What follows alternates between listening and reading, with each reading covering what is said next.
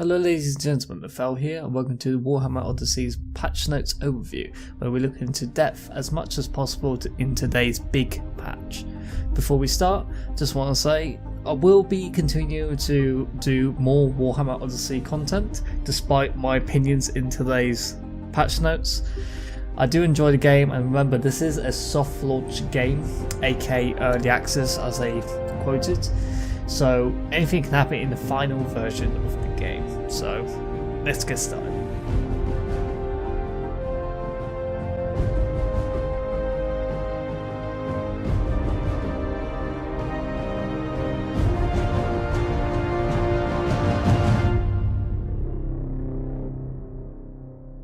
New level cap. There's a new level cap, level 45, previously 40, which will continue the main story quest. No new zones sadly, but it will take us back into Marienburg Sud.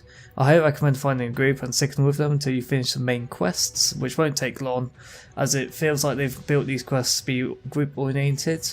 You'll be going against level 45 3 Skald enemies as well as 2 Skald, so I do recommend being in a group for an easier time. As well as the level 45 cap increase, they've also added level 30 passes for each class specialization. Classes. 24 new passes have been added to the game, 2 passes per class specialization. Along with that, they fixed a few issues like blind not properly reducing the hit chance on enemies, as well as rebalancing the action power to be less reliant on weapon power, which is not a bad thing. First up is Archmage. The Overcast passive now applies to heal over time and damage over time actions, which should boost your healing output as well as your damage output more. Infusing Bolt apparently should correctly grant energy when targeting yourself, so hopefully that works as intended. In the Master of Heaven specialization tree, the first passive is Sifri Arts, which decreases threat generated from lightning strike by 15%. The values aren't displayed properly, so you have to just go by the patch notes sadly. Hopefully in the future they'll display the proper percentages. The second passive is Caldori Arts, which increases critical chance of lightning strike by 15%, but if you level this passive to 6, the max can be 30%, which doesn't sound half bad. In the Master of Life specialization tree, the first passive is Isher's Grace, which increases the critical chance of Earth Blood by 15%. If you level this passive to 6, the max can be 30%. The second passive is Lilia's Wisdom, which decreases base energy cost of Earth Blood by 4%. Of course, leveling this up further decreases cost of Earth Blood. I can't say by how much as I don't play a Archmage healer yet, but if you guys do, let me know in the comments below if Isher's Grace is better or if Lilia's Wisdom is. Shadow Warrior. Tooltips have been added to stealth, explaining how it works better. Ambush base damage has been increased along with Unseen Strike, plus issue fixed with Unseen Strike not critting when behind the target. In the Path of the Veiled Arrow specialization tree, the first passive is Predator's Patience, which increases accuracy by 15% when target range is greater than 5 meters, but if you level this passive to 6, the max is 20%. The second passive is Effective Cover, which decreases threat generated from Death Strike by 15%. Again, the values aren't displayed properly. In the Path of the Silent Blade specialization tree, the first passive is Stalker's Swiftness, which increases movement speed by 10% while in stealth, but if you level this passive to 6, the max movement speed is by 30% if you feel like you gotta go fast. The second passive is Shadow Sucker, which decreases threat generated when using actions while in stealth. There are no percentages or values by how much it is, so you have to take it by face value. Warrior Priest. Warrior Priest got hit the hardest with this patch, with health and armor passives being reduced by 15%. Sigma's Chosen armor max bonus reduced to 20%. Here is a before and after patch. Keep in mind mine was level 5, so if it was level 6 it would be 20% max. Along with Stoicism, max health bonus reduced by 20%, here is a before and after the patch as well. If you're playing a Healer Warrior Priest, which is Order of the Cleansing Flame specialization tree, all healing actions now have a 3-second cast time, which is a big nerf, sadly. Hopefully this will get changed later down the road, but personally playing the tank specialization, survivability is still pretty good despite the reductions. Of course, dots hit a lot harder, but that's a different story. In the Order of the Silver Hammer specialization tree, the first passive is Shield of the Order, while Armor of Righteousness is active. Bulwark of Sigma generates 20% more threat. Again, values are not displayed properly. The second passive is Speaker of the Order, which increases the bonus armor of allies from your defensive aura by 20%, but it only affects your allies and not you. So it's only really good for group content when you have an off tank, so you can boost his armor by a lot. In the Order of the Cleansing Flame specialization tree, the first passive Holy Veil, which decreases threat generated from healing hands by 15%. Again, values are not displayed properly, and I do hope they change that in the future. Second passive is Sigma's Reach, which increases the range of healing hand by 1 meter, but if you level its passive to 6, the max is 5 meters. Witch Hunter. Condemnation no longer stacks mark up to 8 stacks anymore. I don't have a Witch Hunter, so I don't know how big of a change this is, so let me know in the comments down below. In the Sigmarite Templar specialization tree, the first passive is Hunger for Justice, which is whenever a mark is consumed, restore 5% of base health per mark. Keep in mind this doesn't take into account how much wounds you have, only the level base health.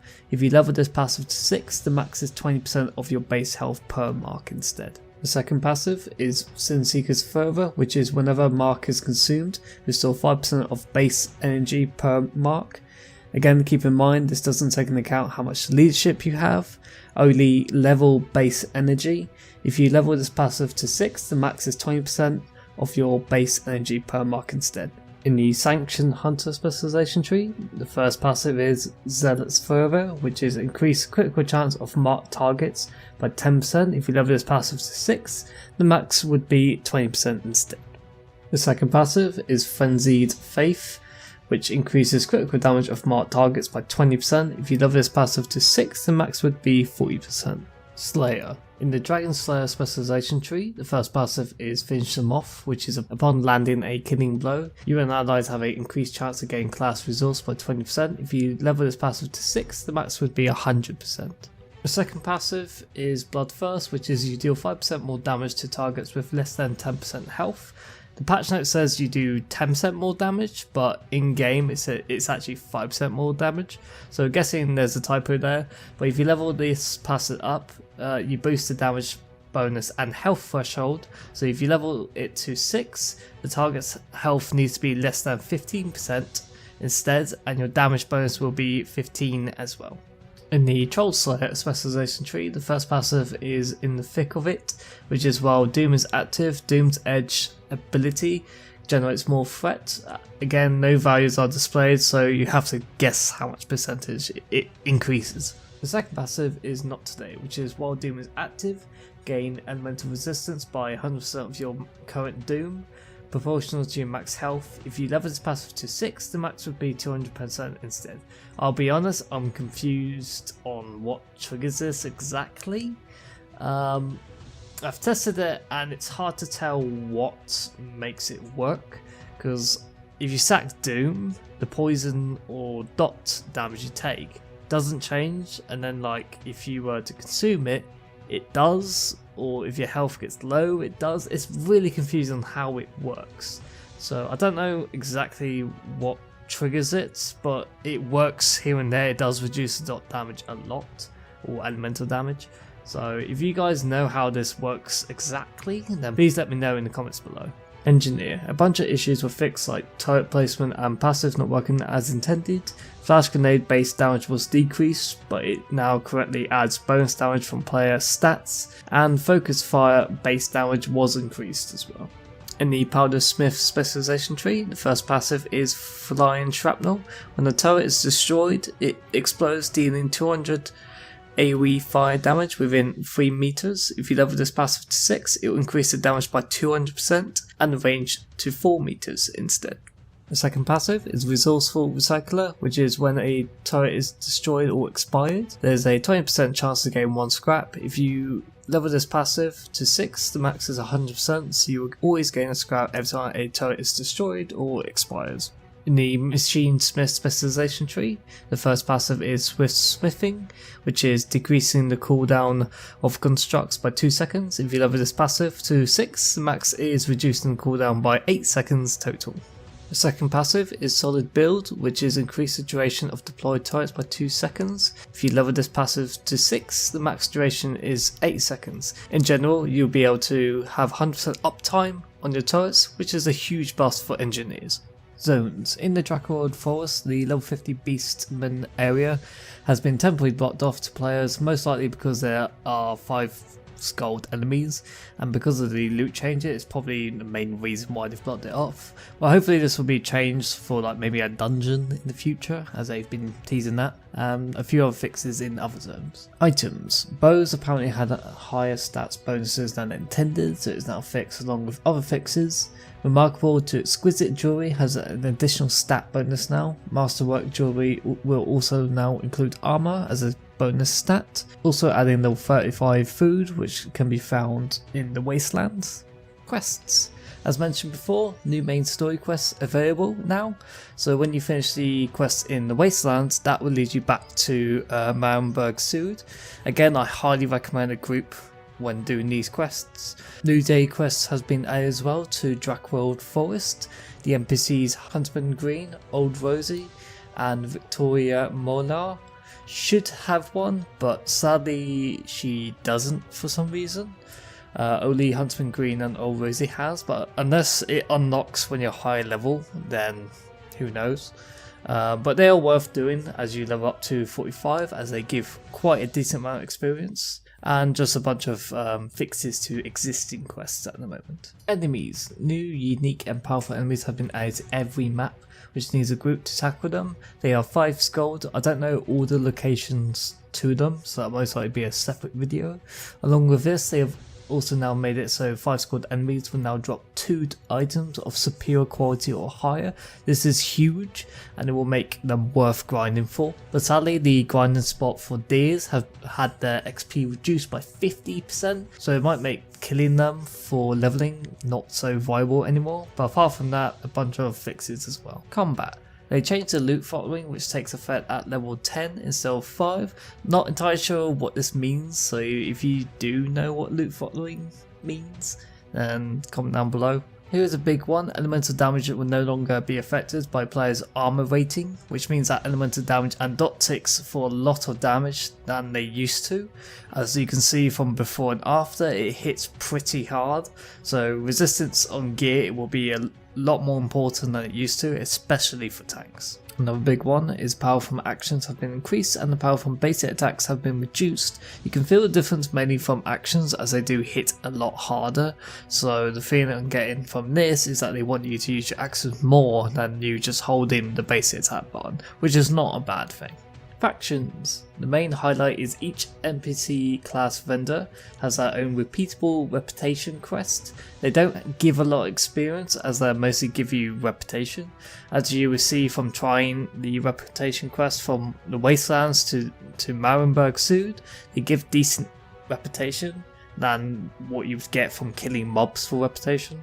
I will point out this, the level 45 to 40 gear has been moved to the new reputation vendors in Marienburg Sud, so there's no longer a need to grind for rep in the Wastelands to get that gear, as that will just be level 30 plus, so keep that in mind, and so you have to grind for rep again. PvP. Players will no longer suffer from resurrection trauma debuff after losing a duel, which is good, which probably got very annoying because you had to wait for that to go away. Shop. Now to talk about the elephant in the room. A lot of people have been having mixed feelings about this, and a lot aren't happy. I'm mixed as well, depending on what happens in the future and what this game brings. The premium currency Sylvian was re-enabled again, so you can buy them. Along with that, they added new elixirs and droughts. These enhance a lot of various bonuses from movement to attack speed and a lot more. Because of the small nerfs towards players and enemies getting a slight buff, you can feel the difference when drinking one of these potions and when you use one. No matter how much the developers try to sugarcoat it, it makes a big difference. Is it pay to win? Yes and no. It is pay to win, as it does give you a big stat advantage temporarily. Because PvP isn't huge in the game at the moment, with dueling being the only way to PvP and no battlegrounds, it would give you it would give those types of players an advantage over someone who doesn't use those potions. The reason I say no as well is because it's temporary and not a permanent stat increase. You can sell them in the auction house, so you can buy them without premium currency. I'd say it's more pay to progress faster, as it will help you grind for gear a lot quicker, giving you the advantage of killing mobs at a decent pace with these buffs than not having it, in my opinion. Let's hope they bring professions down the road, like us being able to craft elixirs or even food buffs, so that it makes these not as game changing as they are at the moment. So apart from that, you got the new player tutorial along with regiment fixes and a few changes there. Groups being fixed so that you don't have that weird party joining issue, and a bunch of UI fixes as well. So that'll be it for this patch notes overview. It was a long one, so I do apologise for that, but I tried to be as in-depth as possible. I hope you enjoyed this video. Please let me know if you enjoy these type of videos down below and give it a thumbs up. And yeah, I'll see you guys next time. Peace out.